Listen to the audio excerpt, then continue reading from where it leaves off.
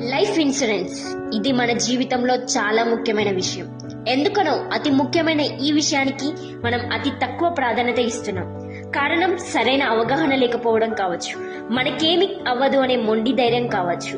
కారణం ఏదైనా life insurance అందించే ఇన్కమ్ ప్రొటెక్షన్ కు సరైన ప్రాధాన్యత ఇవ్వడం లేదన్న మాత్రం నిజం.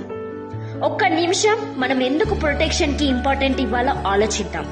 మనం ఉపయోగించే ప్రతి వస్తువుకు ఏదో విధమైనటువంటి ప్రొటెక్షన్ మనకి ఖచ్చితంగా ఏర్పాటు చేస్తూనే ఉన్నాం.